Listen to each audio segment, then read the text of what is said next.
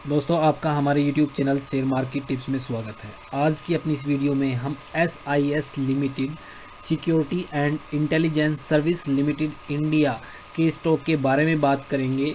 ये एक under valued stock है जो काफ़ी अंडर वैल्यूड है। इससे पहले हम दो अंडर वैल्यूड स्टॉक आपको बता चुके हैं, एक ओरिएंट पेपर और एक सतिन क्रेडिट केयर नेटवर्क जो माइक्रो फाइनेंस की एक कंपनी थी।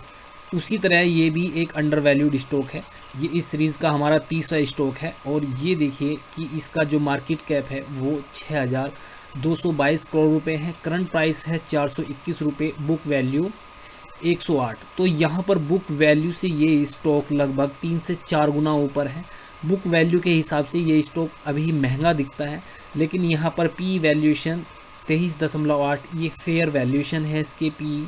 और जो स्टॉक की ROC है, ROE है, वो 17% से ज़्यादा है। अच्छी इसकी ROC है, अच्छी ROE है, मीन्स यहाँ पर कंपनी अच्छे खासे प्रॉफिट बनाती है।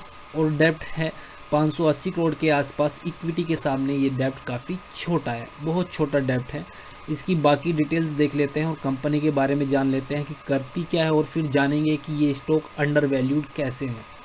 तो इसका हाई और लो देखिए आप, इसका हाई 620 रुपये रहा है और इसका लो 314 रुपये। तो जो इसका हाई 620 रुपये था, वहाँ से स्टॉक काफ़ी नीचे है अभी 421 रुपये पर। प्रमोटर होल्डिंग इसकी यहाँ पर 73% से ज़्यादा है। अच्छी खासी प्रमोटर होल्डिंग है इस स्टॉक की। बाकी इस स्टॉक का डिटेल देख लेते हैं कि कंपनी करती क्या है। तो यहाँ पर देखिए, about security and intelligence service India is directly and indirectly engaged in rendering security and related service consisting of manned guarding, training and indirectly engaged in paramedical and emergency response service. तो friends, ये तरह तरह की service की ज़रूरत पड़ती है cities में, तो वहाँ पर ये सर्विस देते हैं, मैन पावर सर्विस प्रोवाइड करवाते हैं। और ये एक इस तरह का बिजनेस है जो कि आने वाले टाइम में काफ़ी फलेगा फूलेगा और काफ़ी तेज़ी से बढ़ेगा। यहाँ पर एक्चुअली ग्रोथ शानदार रहने वाली है। ये स्टॉक एक ग्रोथ स्टॉक भी है जहाँ पर अच्छी ग्रोथ है। तो देख लेते हैं कि इसकी वैल्यूएशन सस्ती कैसे हैं। पहले एक बार चार्ट पर देख लेते हैं, फिर इसके प्रॉफिट और इसके स्टॉक के जो प्राइस रहे हैं उसका डाटा देख लेते हैं। ये इस स्टॉक का 3 साल का चार्ट है, 3 ईयर चार्ट है। तो 3 साल पहले आप देखिए स्टॉक की वैल्यू क्या हुआ करती थी। ये 23 फरवरी 2018 की बात है और स्टॉक हुआ करता था 578 रुपये 45 पैसे पर। यहाँ पर क्लोजिंग थी 578 रुपये का स्टॉक था ये 3 साल पहले। और वहाँ से अब इस स्टॉक की अर्निंग जो है, इसका प्रॉफिट काफ़ी बढ़ चुका है। तो अभी यहाँ पर स्टॉक को तो ऊपर होना चाहिए था, लेकिन अभी ये स्टॉक वहाँ से काफ़ी करेक्ट हो चुका है। और यहाँ पर स्टॉक ये आज की जो क्लोजिंग है यहाँ पर इसकी ये 420 रुपये 80 पैसे की है।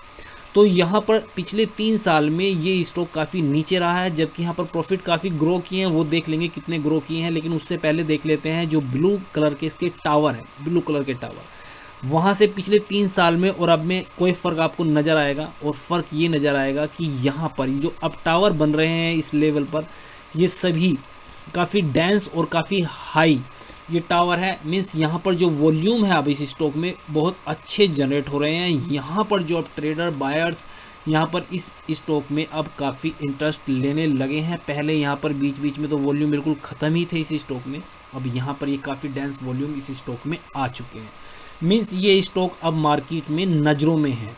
तो ये एक दूसरी बड़ी बात है। स्टॉक 3 साल पहले 578 रुपये से ऊपर था, आज 420 रुपये पर है। लेकिन यहाँ पर प्रॉफिट इस स्टॉक के काफ़ी ग्रो हो चुके हैं पिछले 3 साल में, तो वो देख लेते हैं।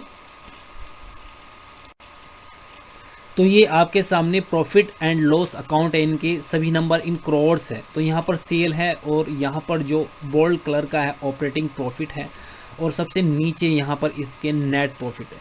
तो आप देखिए फ्रेंड, यहाँ पर 2012 से डाटा है और ऊपर सेल का डाटा है और नीचे नेट प्रॉफिट का डाटा है। तो यहाँ पर इस स्टॉक की सेल तो काफ़ी बढ़ती है, लेकिन यहाँ पर ऑपरेटिंग प्रॉफिट यहाँ पर इस स्टॉक का नहीं बढ़ पाता। उस हिसाब से एक रीज़न इसके है ऑपरेटिंग मार्जिन, यहाँ पर ये काफ़ी गिरते हुए जाते हैं। और मार्च 17 की कहानी है कि यहाँ पर इसका operating profit ever time high रहता है 220 करोड़ रुपए, और यहाँ पर ऑपरेटिंग मार्जिन भी इसके बढ़कर 5% हो गए हैं 4% से। और नेट प्रॉफिट है 112 रुपये। तो कंपनी ने ठीक ठाक ग्रो किया है 2017 में। अब यहाँ पर 2018 से हमने देखा है, 2018 से और वहाँ के पीछे का डाटा, आगे का डाटा देख लेते हैं इसका। अब यहाँ पर देखिए ये 2017 में अब यहाँ पर मैक्सिमम इसके नेट प्रॉफिट थे 112 और यहाँ पर इसका ऑपरेटिंग मार्जिन 5% पहुँच चुका था। अब मार्च 2018 की कहानी है, यहाँ पर इसके ऑपरेटिंग मार्जिन अभी भी 5% है, लेकिन यहाँ पर ऑपरेटिंग प्रॉफिट काफ़ी बढ़ चुका है क्योंकि स्टॉक की सेल बढ़ चुकी है और नेट प्रॉफिट था 162 रुपये। और इस टाइम पर, इन प्रॉफिट्स के टाइम पर यहाँ पर स्टॉक 572 पर ट्रेड करता था, लेकिन वहाँ से अब इसके नेट प्रॉफिट देखिए, ये मार्च 19 में 216 करोड़, मार्च 20 में 225 करोड़ और TTM ट्रेलिंग 12 मंथ पिछले 4 क्वार्टर के यदि देखें तो 259 करोड़ 260 करोड़ के पास ये पहुंच चुके हैं। प्रॉफिट यहाँ पर लगभग 70-80% बढ़ चुके हैं, लेकिन स्टॉक वापस काफ़ी नीचे हैं। तो फ्रेंड अब यहाँ पर एक वैल्यूएशन गैप बन चुका है।